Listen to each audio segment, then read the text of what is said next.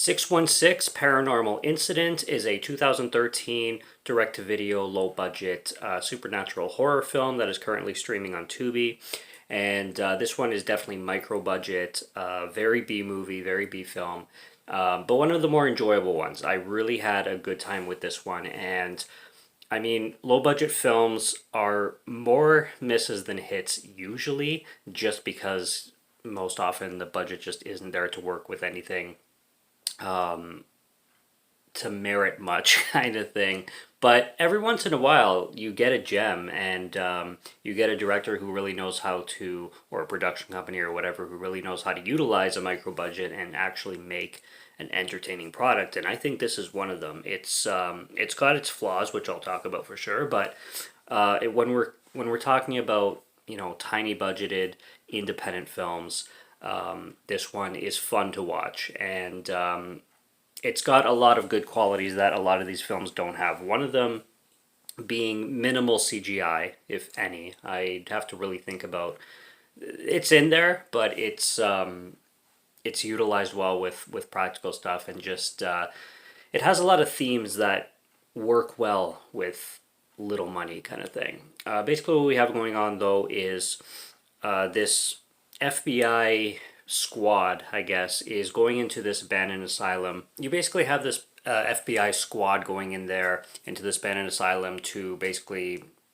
It's eventually going to be shut down and brought to the ground, but to be honest, I don't even know what their official mission was. I mean, they're kind of ghost hunting, and they're trying to figure out what's going on in this abandoned building, which is like infamous for hauntings and stuff like that. But when they get there, things go way beyond expectation, and they find this woman, and this woman, they keep her captive because they, especially one of the female FBI investigators kind of thing, keeps this woman captive in a jail cell, and she keeps her in there by putting like powder or some kind of salt in some ritualistic way in front of the gates, so this woman can't come out. She's acting very human-like though, so she's not very spirit mode, and she's a complete mystery as the film goes on. But hauntings are going on in this place, and strange things are going on in this place, and the FBI team, squad, whatever you want to call them, gets picked off one by one. Now, this kind of plays found footage style. It's not a found footage film, but it's filmed in a sense where you see what the characters are seeing, because they all have these pair of glasses that have cameras inserted in them, and basically they're documenting everything that's going on in this place. So one of the guys who created these glasses, say that the ghosts are sometimes able to transfer dimensions from their realm to our realm, but once in a while, very rarely, they're able to pull us from this realm into the ghostly realm or whatever. And throughout the film, this happens to each character, and every time they go into the other realm, usually they're haunted by something personal to them, or they're killed off, but they're killed off in really specific ways that has to do with each character. And that's basically how the plot goes. And then this woman, like I said, is a complete mystery. It's revealed like who or what she is. The number 616 plays off in this film because many things happened in the past involving the number 616, like 616 houses being destroyed, 616 suicides, 616 this and that and the other. And this woman is kind of suggested that she's connected to all this kind of thing. But from what I liked about this film, I liked the ghost designs. They're practical, so it's actual people in makeup, and they use like contacts for like white eyes and stuff like that. And they look really scary and menacing. And looks wise, I mean, they're very creepy. The ghosts in this film are very creepy. Now, how they act, not so much. And that goes with the acting, and the acting is certainly cheap and fit like what's to expect with a film like this. But the ghosts, especially one kid in particular at the end of the film, is very, very creepy looking, and they definitely do a good job in the makeup department. For some reason, they throw in a lot of sex in this movie involving the demons. So there's a lot of scenes where the demons will be like forcing themselves on girls and women, and the part like women in the team, and there's scenes that are really sexual but not sexy in the slightest, and they just come off as cheesy and weird. Like one of the demons at one point is fucking this chick on a bed, and then he crawls out of the bed and he's like chasing the one woman who like walked into them and caught them having sex or something, and he's chasing her. It could be watched as a comedy, and it's probably more enjoyable that way. In certain segments of the film, also the woman who's keeping this girl in this cage, or in this prison cell, while she's trying to figure out who she is, I guess, is just treating this woman like shit. And like I said, she's acting human, so she kind of seems like somebody who like got lost in the asylum or stuck in there somehow. She doesn't seem demonic until later, and she definitely does start to get villainous after a while.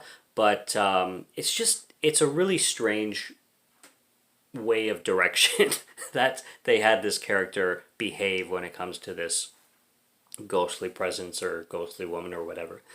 And the worst quality of this film, I will have to say, is the sound design and like the characters' voices. The sound, everything to do with the sound and the voices are just way off. Some characters you can't hear. Sometimes things are echoing too much. There's a very big very big lack of ADR, and I don't think there's any in this film. So sometimes background characters are speaking and you can't hear anything they're saying. So a lot of things get lost, and a lot of things are hard to understand, and that makes the plot hard to follow. But visually, it's a really good project for the budget that it has, and I've seen much worse. I mean, it's not good by any means, but I've seen so much worse, and it's still enjoyable and fun and entertaining.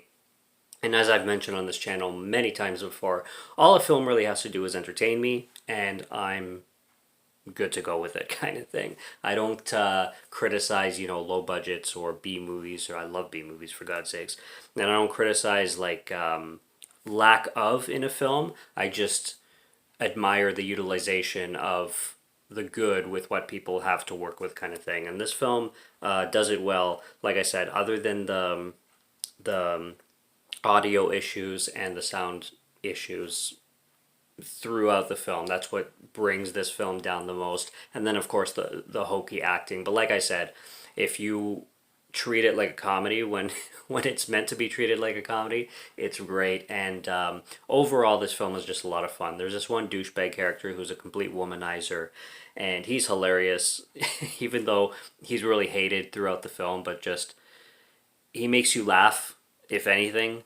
And there's this woman named Pepper too, one of the younger people on the squad, who's like, this is their first shift kind of thing, and she's not to get too much into spoilers, but she's in the movie for a while, so she's she's not one of the quick ones to get killed off. I'll just say that. But she's in the movie a lot, and she's a very gorgeous girl, and she might even have the best performance out of everybody. If now that I'm thinking about it, but there's some performances that are good, okay, and then there's some performances that are just not okay. But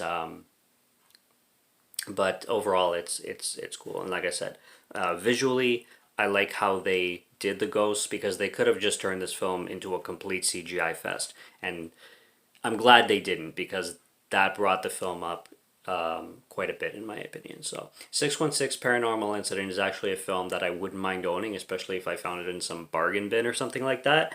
And I enjoyed it. I had fun with this one. So this one is definitely worth a stream, if anything. And if you like, cheap B movie paranormal horror films, go check it out. There's way worse out there. So subscribe to Morgan Film Fan if you'd like to listen to my voice, or if you like my film reviews. I will be back with more soon, so stay tuned for those. Check out what's on the channel already. Stay tuned for what's coming. Until next review, have a good one. Take care and cheers.